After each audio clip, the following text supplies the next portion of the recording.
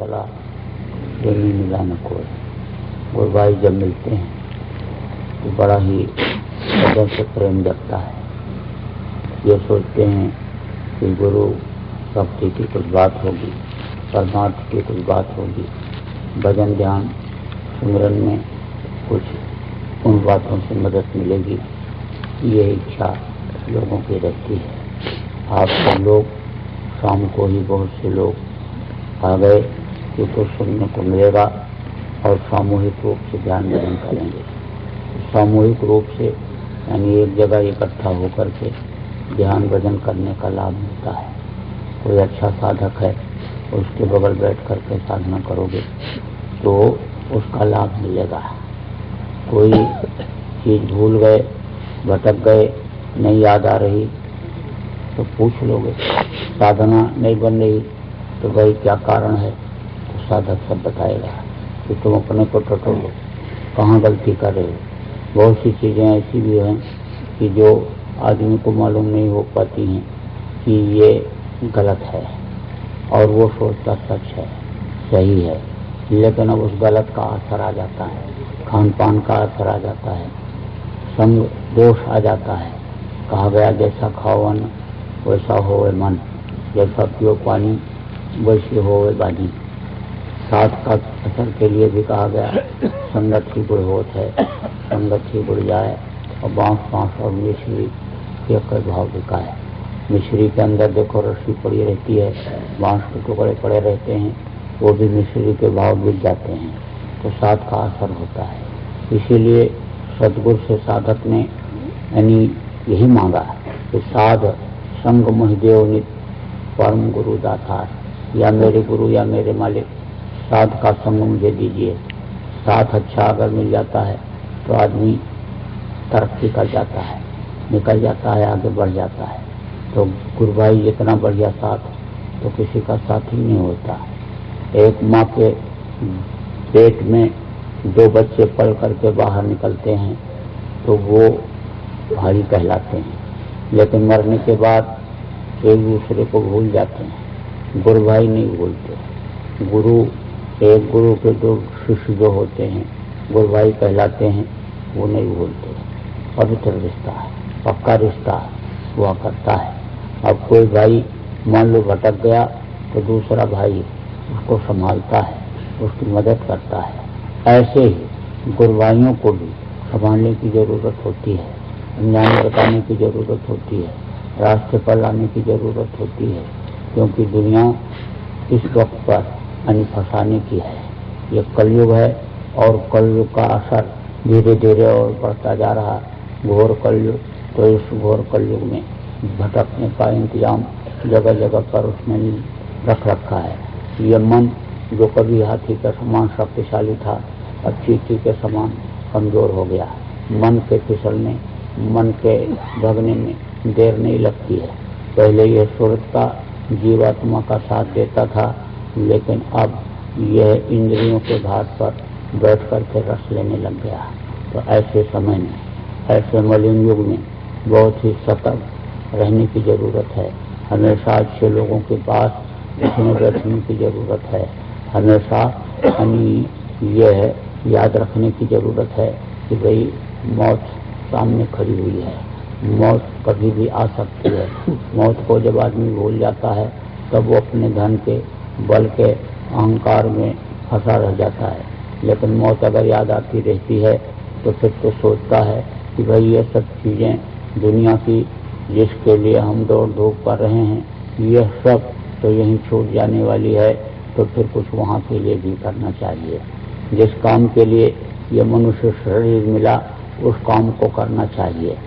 यह तनकर फल विषय में भाई स्वर्ग फल पंथ दुखदाई, विषय वासनाओं के लिए ये मनुष्य शरीर में मिला। यह साधना का घर, पूजा का मंदिर बताया गया। साधन धाम मोक्ष का द्वारा, पाई न जब पर लोग समारा, सो परत दुखा वही सुख गुंजन पछताएं, काले कर्म ईश्वर मिथ्या दोष लगाएं। तो साधना का घर, पूजा का मंदिर बताया गया, क्योंकि इसी में वो मालिक मिलता है। इन्हीं दोनों आंखों के बीच से रास्ता गया हुआ है, उसका दर्शन उसी रास्ते से हमें मिलता है। और मालिक जब मिल जाता है उसकी दया कृपा हो जाती है, तब दुनिया की चीज़ों के लिए दौड़ना तरसना नहीं पड़ता है। क्योंकि दुनिया की चीज़ों के लिए जब आदमी हमें लगता है पाने के लिए, तब उसको भूल जाता है।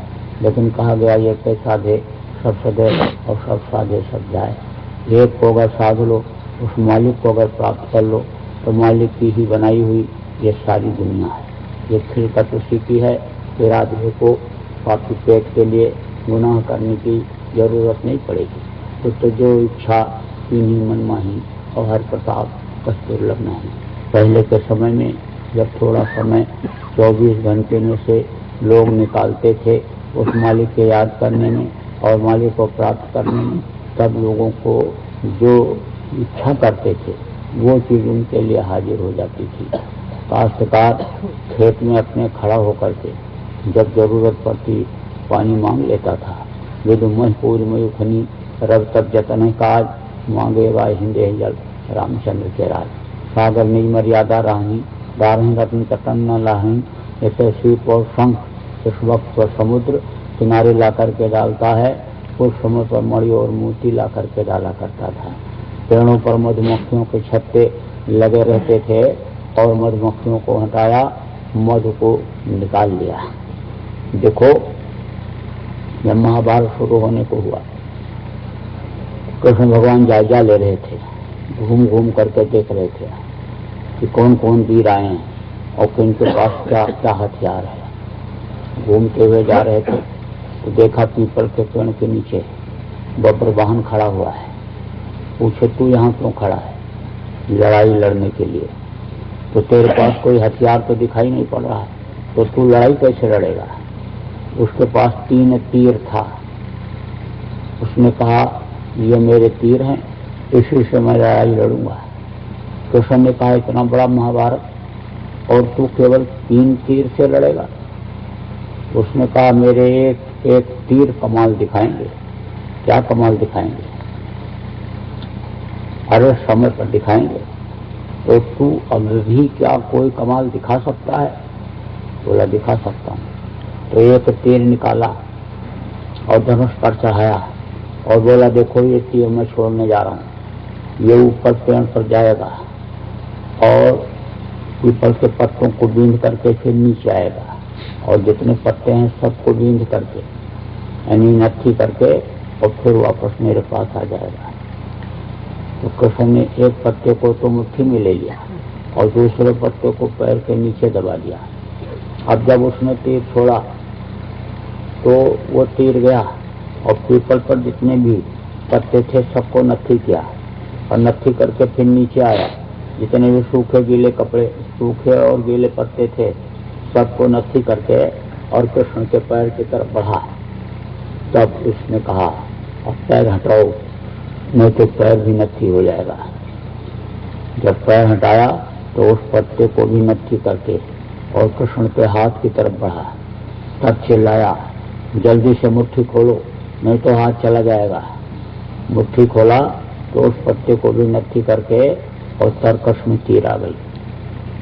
जब तरकश में तीर आ गई तब कृष्ण ने सोचा कि ये बड़ा बहादुर है और उसके पास हथियार भी बड़े चोखे हैं।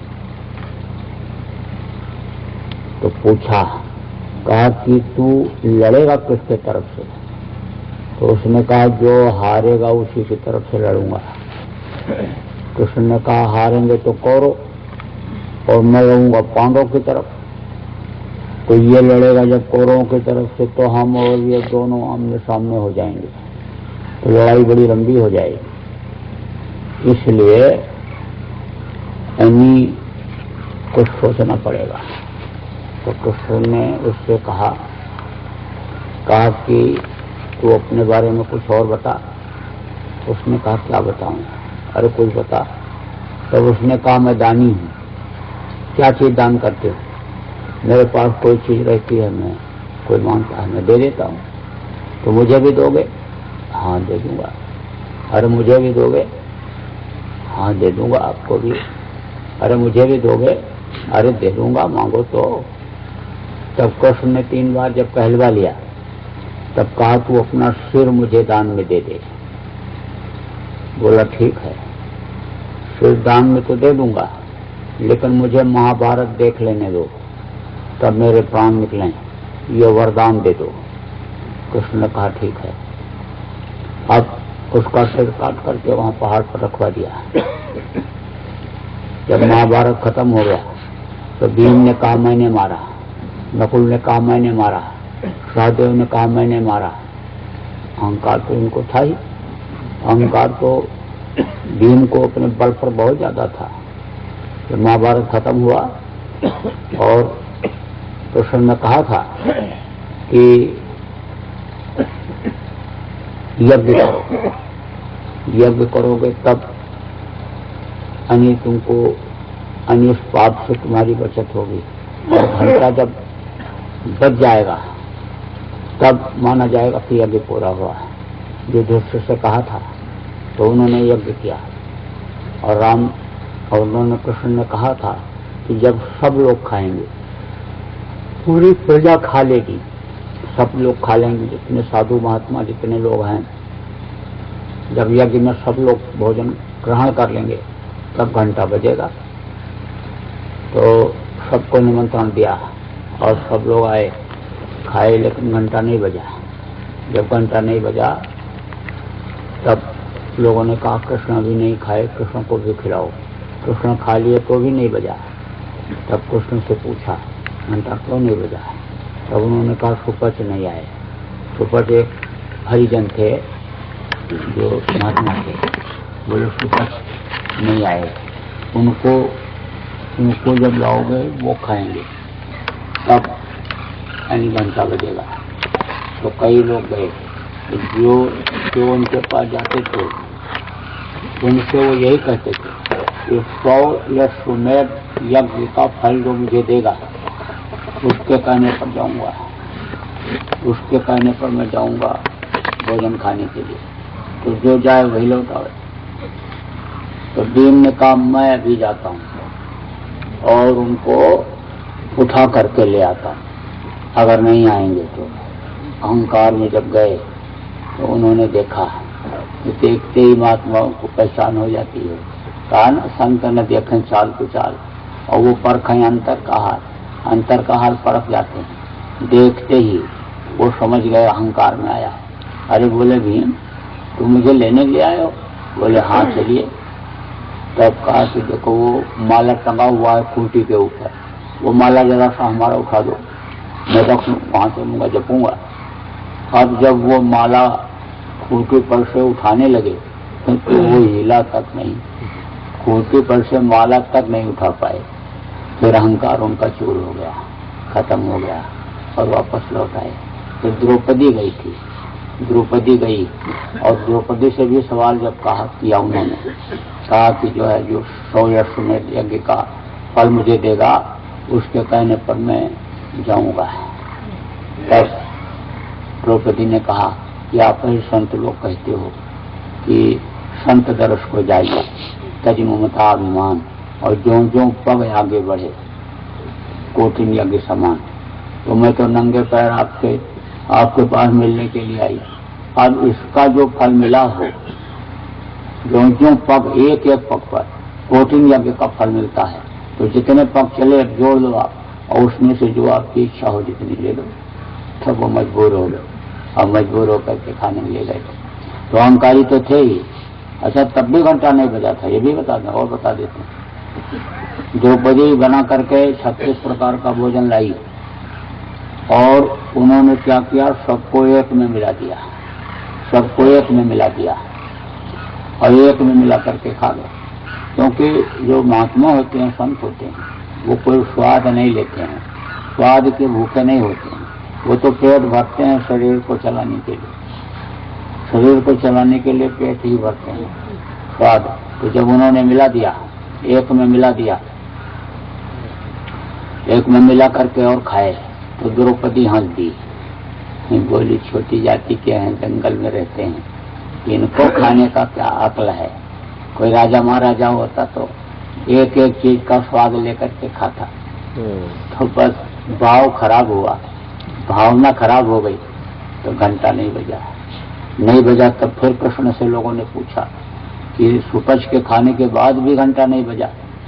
तब उन्होंने कहा इसकी जिम्मेदार द्रौपदी है, द्रौपदी से पूछो। द्रौपदी से पूछा तो द्रौपदी ने कहा, द्रौपदी बड़ी समझदार थी, द्रौपदी ने कहा मेरे से गलती हो गई और अब मैं माफी मांगती हूँ।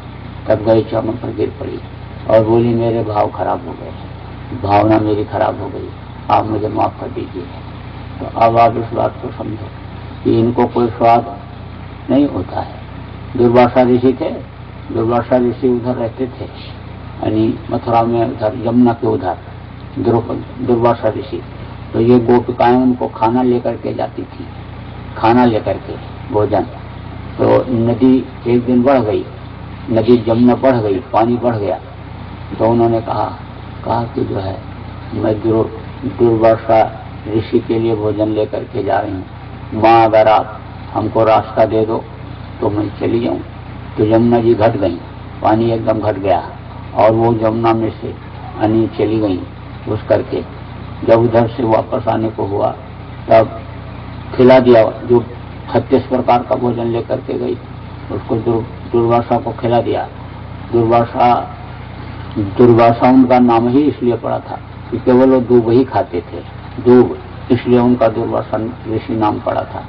तो जब उनको 36 प्रकार का भोजन खिला दिया और खिला करके जब चलने को हुआ तब बोली कि महाराज उधर से तो आते समय आपका नाम लिया कि उनके लिए मुझे भोजन ले जाना है, तो आप मुझे रास्ता दे दो यमुना मैया। तो उन्होंने रास्ता दे दिया। तो महाराज कहीं ऐसा न हो इधर से रास्ता न दें तो मैं नदी के किनारे ही खड़ी रह जाऊं, इसलिए आप महाराज कोई उपाय बता दीजिए। तब दुर्वासा ने कहा जाकर के कहना यमुना मैया से कि यमुना मैया, दुर्वासा ऋषि अपने जिंदगी में दूब ही अगर खाए हों तो मुझे रास्ता दे दो, दूब के अलावा और कोई चीज खाए हों तो मत रास्ता दो, मुझ दूब ही खाए हों तो रास्ता दे दो। अब उन्होंने सोचा, कहा कि 36 प्रकार का भोजन गड़क लिए, अभी बना करके लाई, खा लिए, अब ये कहने पर कैसे रास्ता देंगी यमुना मैया। अब वो खड़ी, दुर्वासा बोले अरे जा जा जा कह देना, रास्ता मिल जाएगा, रास्ता दे देंगी यमुना। अब वो फिर खड़ी, अरे जा, क्यों खड़ी है? अरे महाराज इसलिए खड़ी हूँ कि आप तो ये भोजन सब खाए अन्न, और कई प्रकार का मैं 36 प्रकार का बना के लाई और उसको आप खाए और आप कह रहे हो कि दूब ही खाया हो, तो कैसे रास्ता मिलेगा। तब उन्होंने कहा, अरे ये जो भोजन तू बना के लाई तेरे लिए भोजन था और मुझे तो इसमें भी दूब का ही स्वाद मिला, और मैं तो ये नहीं सोचा कि ये भोजन खा रहा हूँ, मैं तो दूब ही खा रहा हूँ, मेरा मन तो दूब में ही लगा रहा और दूब का ही स्वाद मिला और दूब ही समझ करके उसको मैं खाया। तो इस तरह से अब जब महाभारत खत्म हुआ तो भीम ने कहा मैंने मारा, बहादुरी तो थी, अहंकार था। भीम ने कहा मैंने मारा, नकुल ने कहा मैंने मारा, सहदेव ने कहा मैंने मारा। अर्जुन को अहंकार नहीं आया था। क्यों?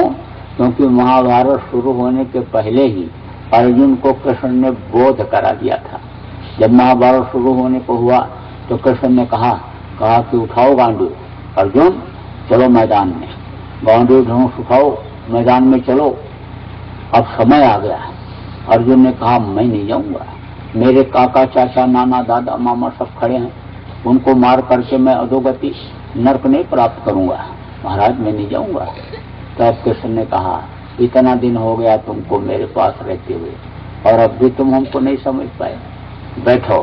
बैठाया और ठोका ही नहीं, दोनों आंखों के बीच में ऐसे ठोका और खुली जब तीसरी आंख जब खुली तब उन्होंने देखा कि सबके सब मरे पड़े हुए, सब मरे पड़े हुए, मुझको खाली निमित्त बनना है। बस धनुष उठाए और गए मैदान में महाभारत में, और एक तरफ से आंख बंद करके छोड़ते गए और सब योद्धा धारा खड़ी। तो अर्जुन तो समझते थे, लेकिन ये भीम नकुल सहदेव इनको अहंकार था। तो कृष्ण लेकर के गए वहीं, बोले देखो भाई जो पूरा महाभारत देखा होगा वही बताएगा जो पूरा महाभारत देखा होगा। तो लोगों ने कहा कि पूरा महाभारत तो देखा बब्रवाहन। तो कहे चलो बब्रवाहन के पास। जब बब्रवाहन के पास गए पूछा उससे कि ये बता कि तूने महाभारत देखा? बोला हर पल हर क्षण देखा, जब तक महाभारत होता रहा मैं पलक भी नहीं दबाया। तो क्या देखा महाभारत में? तो देखा महाराज कि चक्र सुदर्शन चल रहा है और बड़े बड़े योद्धाओं का सिर काटता चला जा रहा है। बोले और क्या देखा? भगवान ने कहा खोपड़ी जो थी, खाली खोपड़ी रखी थी, खोपड़ी से आवाज आई कि वही देखा कि केवल चक्र सुदर्शन चल रहा है और कुछ नहीं, वही सबका संहार कर रहा है। तब कृष्ण ने पूछा कि ये जो वीर, ये बहादुर जो खड़े हैं, कह रहे हैं मैंने मारा, मैंने गिराया, तो ये क्या कर रहे थे? तब उसने कहा ये सब मुंह फैलाए हिजड़े की तरह खड़े हुए थे, किसी का हाथ पैर भी नहीं हिल रहा था, बस खाली चक्र सुदर्शन चल रहा था।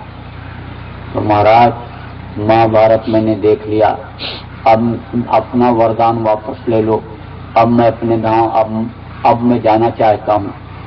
तो कृष्ण ने कहा तू जाना चाहता है, मैं भी जाना चाहता हूँ, मेरा भी काम अब हो गया, अब मैं भी अपने धाम जाऊंगा, लेकिन तूने महाभारत के समय में कुर्बानी दी है, मदद किया है मेरी, तो जा मेरे नाम से कलयुग में तेरी पूजा होगी। यह वरदान तो मैं वापस लेता हूँ, लेकिन अब तुझको वरदान देता हूँ कि मेरे नाम से तेरी पूजा होगी। तो आप देखो, आपके इसी राजस्थान सीकर जिला में खाटू श्याम वही बड़ी मान्यता है खाटू श्याम की। तो आप इस बात को समझो कि जब ये सुना, पांडव ने ये सुना कि कृष्ण कह रहे हैं मैं अब अपने धाम जाऊंगा, अब मेरा काम पूरा हो गया, तो अब उन्होंने कृष्ण से कहा महाराज हमको लेते चलिए, हमको भी लेते चलिए। बोले मैं तुमको नहीं ले जाऊंगा, मैं तुमको नहीं ले जा सकता हूँ, तुमको किसी त्रिकालदर्शी की जरूरत है, संत सदगुरु की जरूरत है, उनसे रास्ता लेकर के जब तुम योग साधना करोगे, भजन करोगे, तब तुम मेरे धाम पहुंच सकते हो। उन्होंने कहा महाराज सारी जिंदगी तो मैं आपके साथ लगा रहा। पांडव ने कृष्ण से कहा कि सारी जिंदगी तो मैं आपके साथ लगा रहा और इसी आशा में रहा कि जब आप चलेंगे हमको लेते चलेंगे। अब बुढ़ापे में कहाँ से सदगुरु की खोज कर पाऊंगा और कहाँ से योग साधना कर पाऊंगा, कहाँ से भजन हो पाएगा। महाराज लेते चलिए, कृपा कर दीजिए मेरे ऊपर और मुझको लेते चलिए। लेकिन कृष्ण ने दो टूक जवाब दिया। 24 घंटा कृष्ण के साथ रहने वाले पांडव को दो टूक जवाब उन्होंने दिया है। कहा अवतारिक शक्तियों में जीवों को पार करने की शक्ति नहीं हुआ करती है, तुमको किसी सदगुरु की तलाश करनी पड़ेगी। संत सदगुरु मिलेंगे, जब वो रास्ता देंगे, उनके बताए हुए रास्ते पर जब चलोगे तब तुम मेरे धाम पहुंच सकते हो। अब आप इस बात को समझो कि जिन्होंने कृष्ण को देखा भी नहीं, पत्थर काट करके मूर्ति बना दिया और स्थापित कर दिया और मान्यता भी दे दिया कि ये कृष्ण भगवान है, अब उनकी पूजा करके लोग कैसे पार हो सकते हैं? सोचो आप, 24 घंटा कृष्ण के साथ रहने वाले पांडवों को कृष्ण ने दो टूक जवाब दिया। कहा अवतारिक शक्तियों में जीवों को पार करने की शक्ति नहीं हो सकती है, तो उनको पूज करके कैसे पार हो सकते हैं? अवतारिक शक्तियां अलग होती हैं, ऋषि मुनि अलग होते हैं, संत अलग होते हैं। संतों का दर्जा, सदगुरु का दर्जा सबसे ऊंचा होता है। जिसको यह मालूम हो जाए कि ये दुनिया नासवान है, ये एक दिन खत्म हो जाएगी, उसको मुनि कहते हैं। जो ब्रह्मा विष्णु महेश तक पहुंच जाते हैं उनको देवर्ष कहते हैं, जैसे देव ऋषि नारद थे। और इससे परे यानी इससे ऊपर स्वर्ग से ऊपर, यानी जब ऊपर जाते हैं, जिनको यह मालूम हो जाए कि दुनिया नासवान खत्म हो जाएगी, उनको मुनि कहते हैं। सर्वकुंड तक पहुंच जाते हैं, उनको यानी देवर्ष कहते हैं। उसके आगे योगी और फिर योगेश्वर। तो कृष्ण क्या थे? योगेश्वर थे। ये दूसरे स्थान से आए थे, इनको योगेश्वर इसीलिए कहा गया, योगेश्वर। और उसके बाद में थे साध, तो साधक जिसको साधु कहते हो, साध, और फिर उसके बाद में संत, और उसके बाद में फिर परम संत। तो इनका दर्जा संतों का बड़ा ऊंचा होता है। और संत जब मिलते हैं और वो रास्ता बताते हैं तब जीवात्मा का कल्याण होता है। जो परम संत होते हैं वो रास्ता भी बताते हैं और रास्ते पर चलाते भी हैं और मंजिल तक जीव को पहुंचाते भी हैं। अब आप इस बात को समझो, इतनी शक्ति इन लोगों में आ जाती थी कि जैसे तरकश से तीर निकाला और धनुष पे चढ़ाया और फिर मारा और दुश्मन को भेद करके तरकश में तीर फिरा गई। तो ये आत्मशक्ति जगती है, करने से होता है। ये परमात्मा के अंश जीवात्मा, इसका आपको ये भेद नहीं मालूम है कि इसमें ताकत है, शक्ति है। आप देखो उसी तरह से इसमें शक्ति है, ताकत है कि जैसे कहीं हीरा का कोई टुकड़ा हो और कीचड़ में पड़ा हो तो वहां भी उसकी कीमत रहेगी और वहां भी वो चमकेगा। लेकिन कीचड़ के बीच में, अगर राख के बीच में अगर आग की चिंगारी हो तो वो दिखाई नहीं पड़ती है, कीचड़ में हीरा नहीं दिखाई पड़ता है। ऐसे ही ये जीवात्मा यानी यहाँ ये फंस गई, ये मलिनता में फंस गई है और उसकी ताकत का इजहार नहीं हो पा रहा है। इस ताकत का पता नहीं चल पा रहा है कि हमारे अंदर जो ये जीवात्मा, इसमें कितनी ताकत है। इसमें तो ईश्वरंश जीव अविनाशी है। ये उस मालिक की ताकत इतनी है कि ये चाहे तो ये बड़े बड़े देवी और देवताओं को बना सकती है, स्वर्ग और वैकुंठ को बना सकती है, अन्नपूर्ण ब्रह्मांड को ये बना सकती है। इसमें इतनी ताकत है, लेकिन ये ताकत को अपने भूल गई। जब ताकत का इजहार होता है, कोई कराता है, मिल जाता है, तब पता चलता है। भेड़ चराने के लिए वो गांव से बाहर जंगल में जाया करता था, भेड़ियार। तो वो एक दिन क्या हुआ कि शिकारी गए हुए थे शेर की तलाश, शिकार की तलाश में। तो उन्होंने हकवा लगाया है। हकवा कैसे लगाते हैं?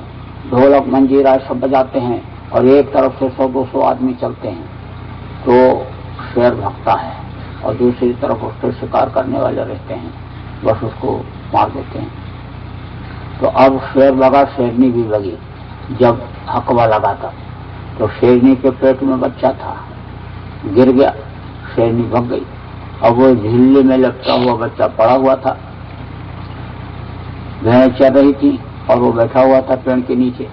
अचानक नजर उसकी पड़ी भेड़ चराने वाले को कि तो देखा उसने कि झिल्ली में कोई चीज पड़ी है। नजदीक में जाकर के देखा तो उसने देखा कि बच्चा पड़ा हुआ है, बच्चा है किसी का। उठा करके ले गया, भेड़ों के बीच में रख दिया। अब जब वो झिल्ली हटी, बच्चा उसमें से निकला। अब वो तो बच्चा शेर का था। लोगों ने कहा तो शेर का बच्चा जैसा लग रहा है, लेकिन वो भेड़ों के बीच में ही रहा, उसमें पला। अब उन्हीं के साथ उसका आना जाना जंगल। एक दिन क्या हुआ कि जंगल का शेर शिकार के तलाश में निकला है और जब आवाज लगाया तो भेड़ें लगी। अब वो भेड़ों के बीच में शेर का बच्चा जो बड़ा हो चुका था वो भी लगा है। जब जंगल के शेर ने भेड़ों के बीच में रहने वाले शेर को देखा तो वो भूख तो गया भूल और जा करके उसी को पकड़ा और कहा, तुम इनके बीच में कहाँ जा रहे हो? तुम तो मेरी औलाद हो, तुम्हारे अंदर मेरा खून है, तुम्हारा चेहरा मोहरा हाथ पैर रंगू मेरे जैसा है और तुम इन भेड़ों के बीच में कहाँ जा रहे हो? और उसने कहा नहीं नहीं नहीं, यही मेरे माता पिता हैं, इन्हीं के साथ मैं रहता हूँ, यही सब कुछ है। बोले अरे ऐसे कैसे, चल मैं तुझको दिखाता हूँ। बस ले गया पकड़ करके।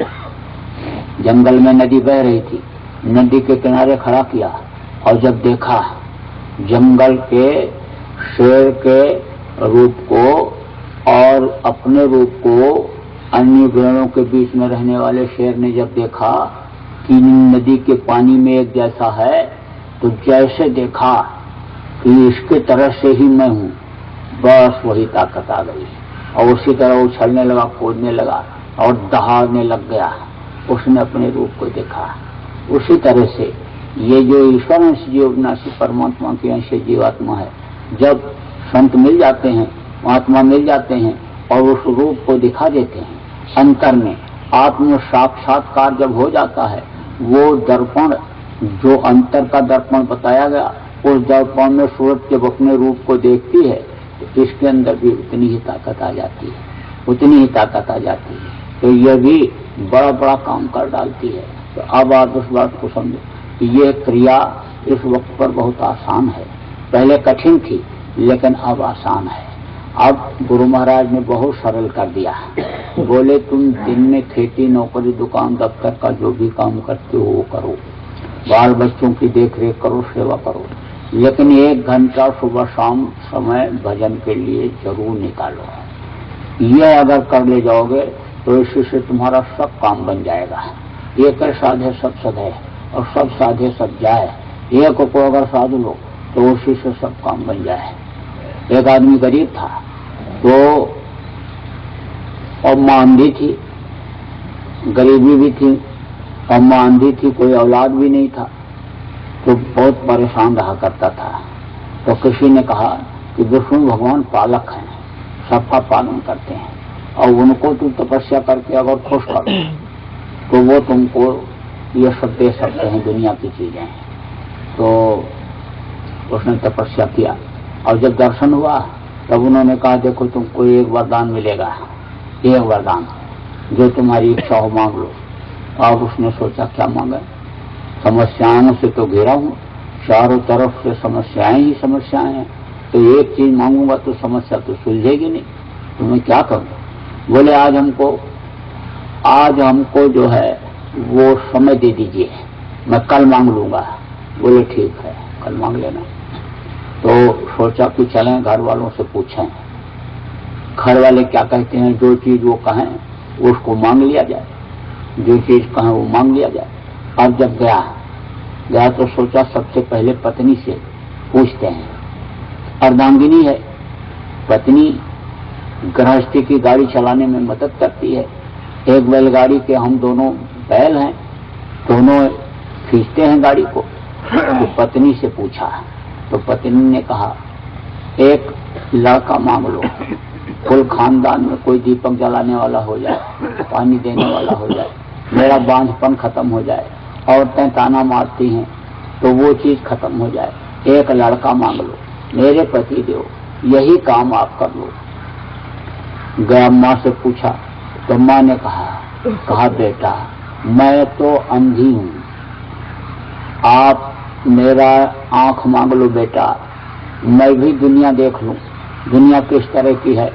वारे मेरा बेटा, तूने वरदान मांगने के काबिल अपने को किया तो तू बेटा यही मांग ले। बाप के पास गया तो बाप से पूछा क्या मांगू, एक वरदान मिलेगा। उन्होंने कहा एक वरदान देंगे तो क्या मांगू। तो बाप ने कहा बेटा तू धन मांग ले, देख ले रही इसी क्या चीज होती है, बड़े आदमी कैसे रहते हैं, एक बार मैं भी देख लूं बेचारा। बेटा पूरी जिंदगी गरीबी में ही बीती तो तू धन मांग ले। अभी बड़े चक्कर में पड़ा,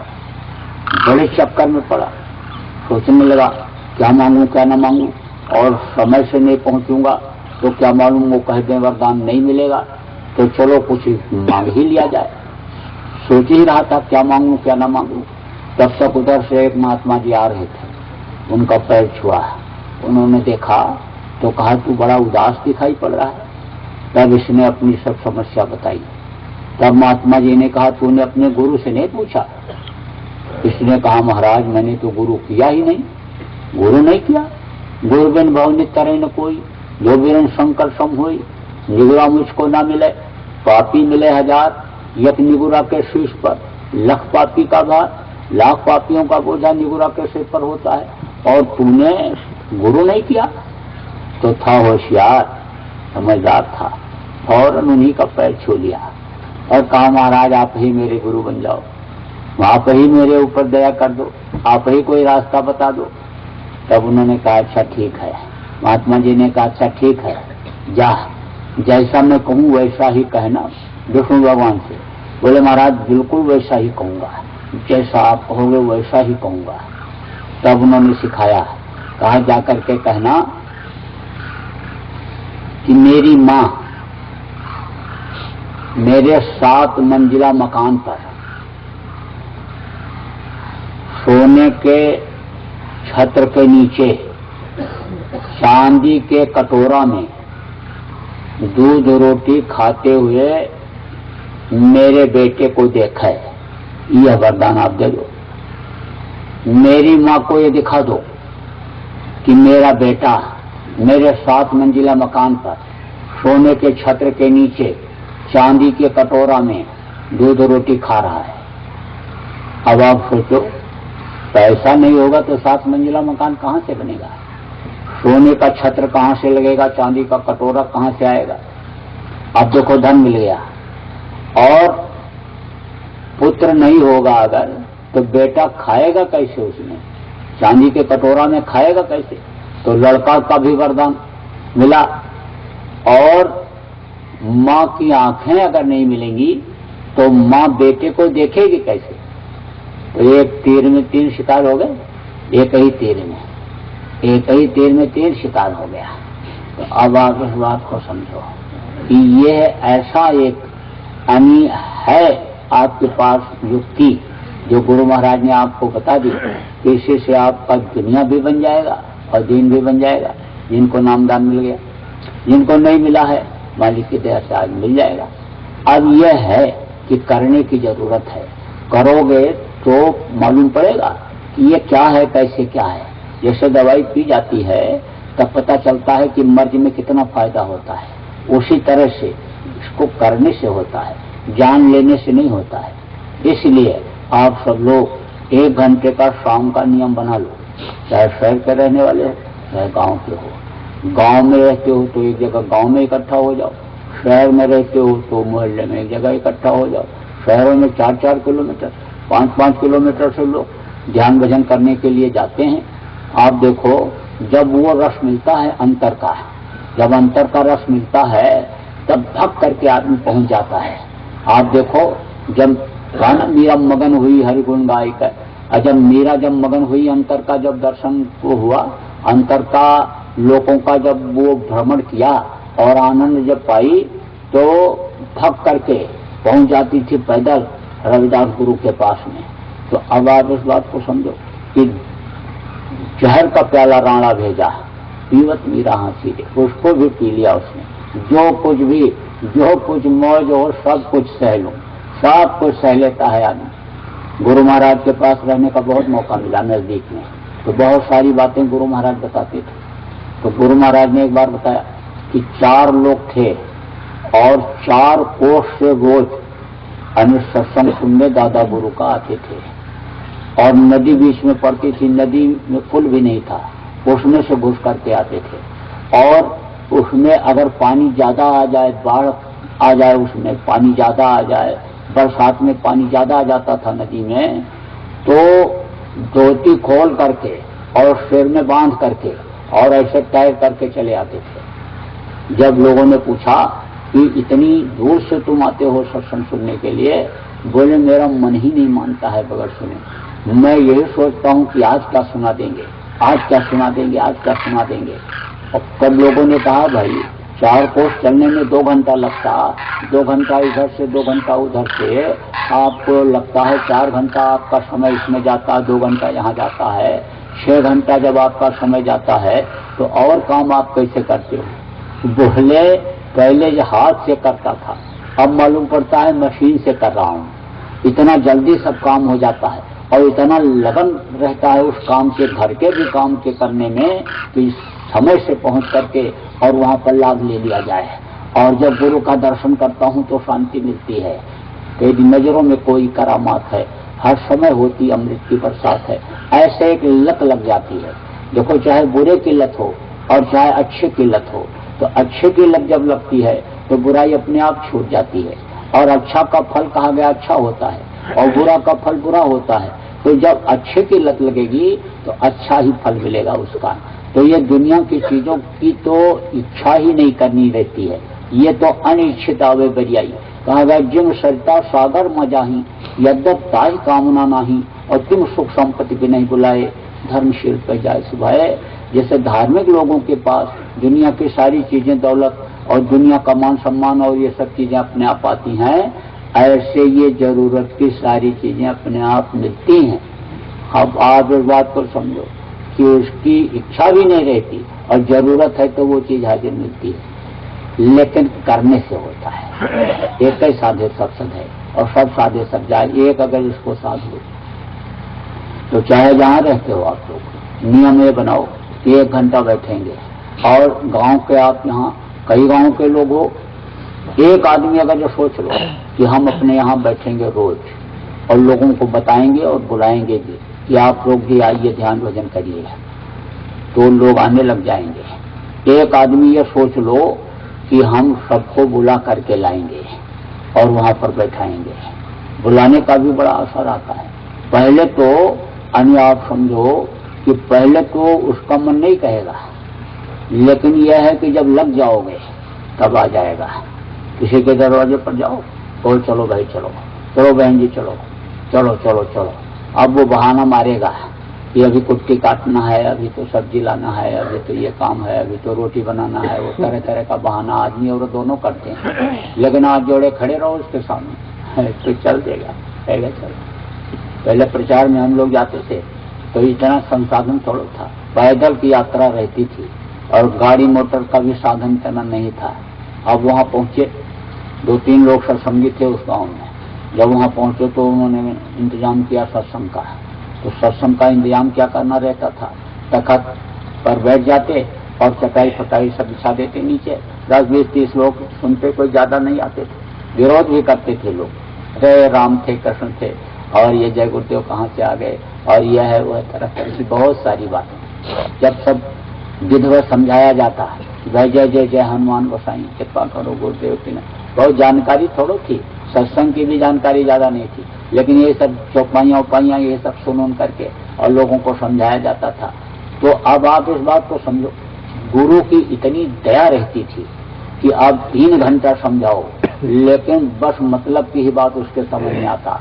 उस समय अगर आधा घंटा भी समझा दो, और ये समय तो गीता श्लोक रामायण चौपाई सब सुनाओ, उस समय तो 2-4 चौपाई और मोटी मोटी बात बता दो तो ही समझ में आ जाता था, तो ही लोगों के समझ में आ जाता था। तो जब वहां पहुंचे तो उनके यहाँ ठहरे, सत्संगी के यहाँ, और उन्होंने कहा लोगों से प्रचार कर दो, इंतजाम कर दो। तो जब शाम को जाने लगे उधर सत्संग सुनाने के लिए, तो रास्ते में जिन लोगों का घर था उनको उन्होंने 2-4 को पकड़ा, अरे चलो चलो चलो सुनाओ, चलो चलो चलो, आनाकानी किए। तो ऐसे बैठे थे, उठा लिए, ऐसे पकड़ के उठा लिए, किसी का ऐसे हाथ पकड़े और चलो चलो चलो, थोड़ी दूर तक ऐसे हाथ पकड़े हुए लाए। तो एक आदमी कुट्टी काट रहा था, कुट्टी काटना मतलब चारा काट रहा था मशीन से। उसे कह रहे चलो भाई चलो सुनियाओ, चलो चलो सुनियाओ, आए हैं सुनाने के लिए, बढ़िया बात सुनने को मिलेगी। तो वो नहीं बोला, अरे चलो भाई चलो चलो चलो सुनियाओ, थोड़ी देर सुनियाओ।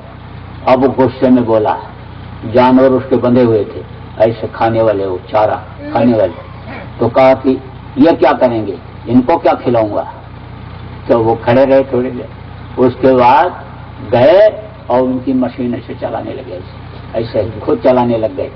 अब 2-4 बार जैसे चलाए, घुमाए मशीन उनके साथ, कहे चलाओ हम तुम्हारा कटवा देते हैं, चारा जल्दी हो जाएगा।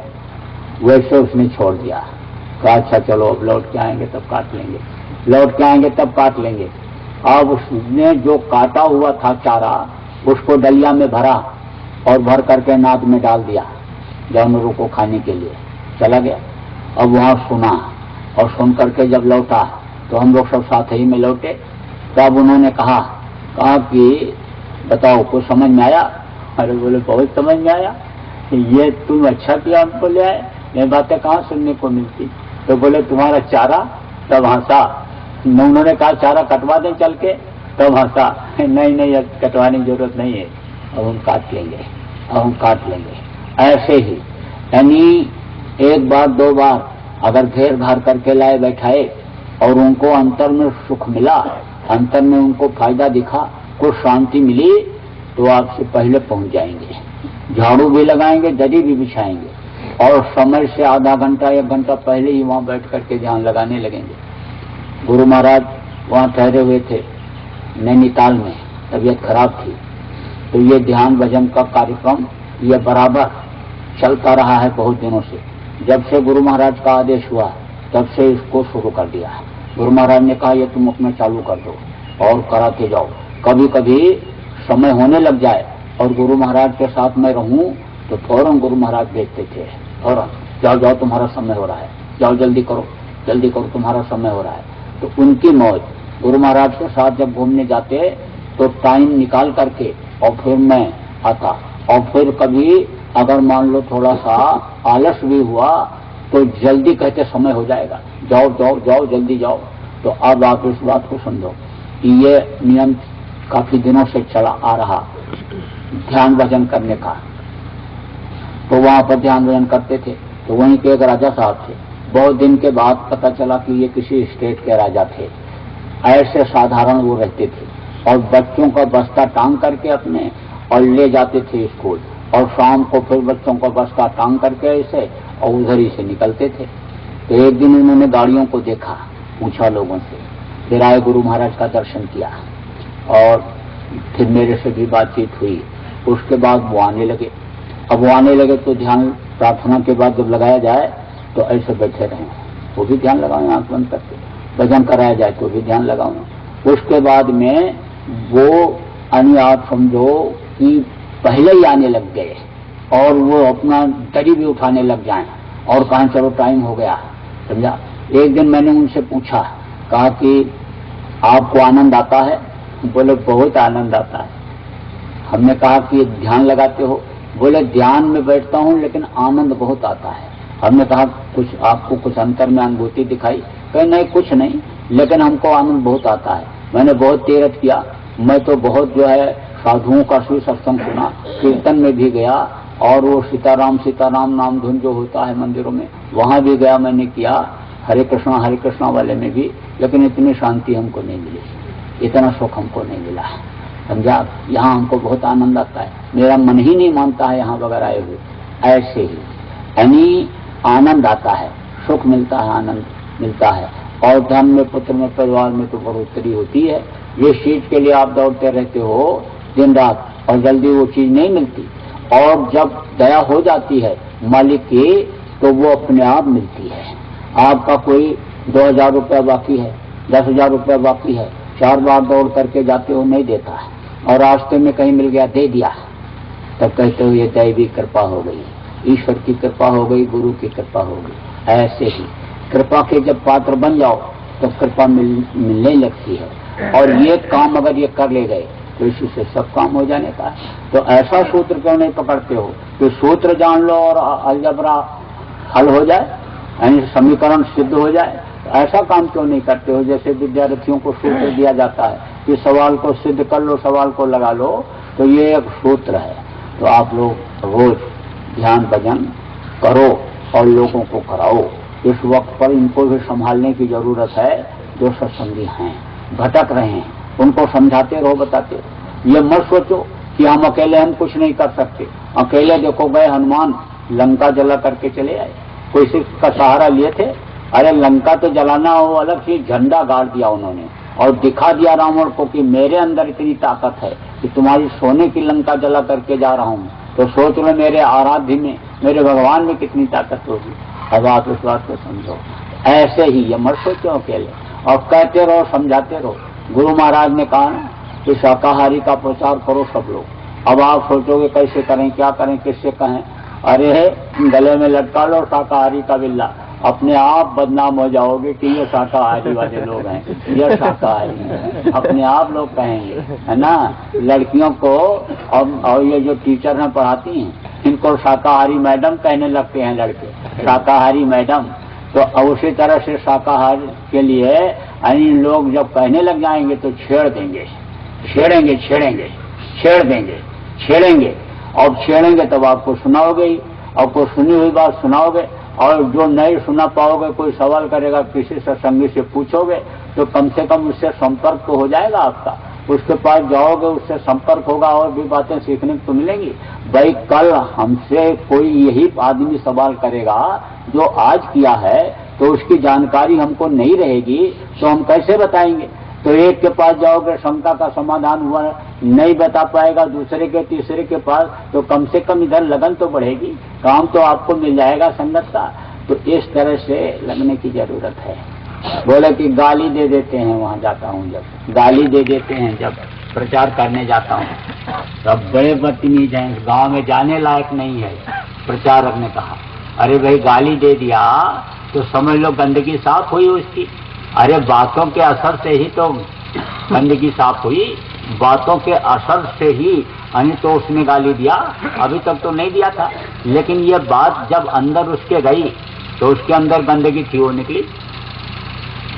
एक गिलास में दूध भर दो, एक गिलास में पानी भर दो और एक में खून भर के रखो और एक रुपए का सिक्का उसमें डालो, तो दूध वाले में से दूध निकलेगा और पानी वाले में से पानी निकलेगा और खून वाले में से खून निकलेगा। अरे भाई, दूध वाले में से खून तो निकलेगा नहीं और न खून वाले में से दूध निकलेगा। जिस गिलास में जो भरा है वही तो निकलेगा। तो जिसके अंदर गंदगी ही भरी है वो कोई गीता का श्लोक या रामायण की चौपाई पढ़ेगा, वो तो गाली बकेगा। गंदगी भरी है तो वही तो निकलेगी। और कोई विद्वान है तो वो गाली तो बकेगा नहीं, कोई अच्छा आदमी है, भला आदमी है, तो वो गाली तो बकेगा नहीं, तो उसके अंदर से अच्छाई निकलेगी। वारे बहादुर, लगे रहो तुम लोग और एक दिन कामयाबी मिलेगी तुमको। मेहनत का असर अच्छा होता है, मेहनत का असर अच्छा होता है, ये तो सब वो तारीफ करेगा। कोई जो अच्छा होगा तो कहीं तो तारीफ भी मिलती होगी और कहीं आपको जो है गाली भी मिलती होगी। तो ना तारीफ की खुशी और न गाली का कोई गम। जब सामान्य स्थिति रहेगी तो कोई फर्क नहीं पड़ेगा। अरे भाई, जिसको सम्मान मिलता है उसी को तो बदनामी का डर रहता है कि सम्मान में हमारे फर्क पड़ जाएगा। और ना काहू से दोस्ती, ना काहू से बैर, और कबीरा खड़ा बाजार में सबकी मांगे खैर। तो इस तरह का जब भाव रहेगा तो कोई दिक्कत नहीं, कोई परेशानी नहीं। तो आप लोग, इतने लोग बहुत हो, पूरे इस इलाका को आप जगा सकते हो और सत्संगियों को जो इधर उधर भटके हुए हैं आप उनको जोड़ सकते हो। आने वाला खराब समय है और कब क्या हो जाए कुछ कहा नहीं जा सकता है, इसलिए ऐसे समय, खराब समय से बचाना लोगों को जरूरी है। तो अभी तो ये कोई सत्संग का कार्यक्रम था नहीं, लेकिन थोड़ा सा चलो सुना दिया गया। ध्यान भजन के बाद सत्संग तो होगा 11 बजे से। कितने बजे का प्रचार है? 11 बजे सत्संग होगा 11 बजे से। तो आधा घंटा पहले तैयार होकर के आकर के हम बैठ जाना और फिर सत्संग होगा, नामदान भी हो जाएगा मालिक की जय। बोलो जय गुरुदेव, जय गुरुदेव, जय गुरुदेव, जय गुरुदेव, जय गुरुदेव, जय गुरुदेव, जय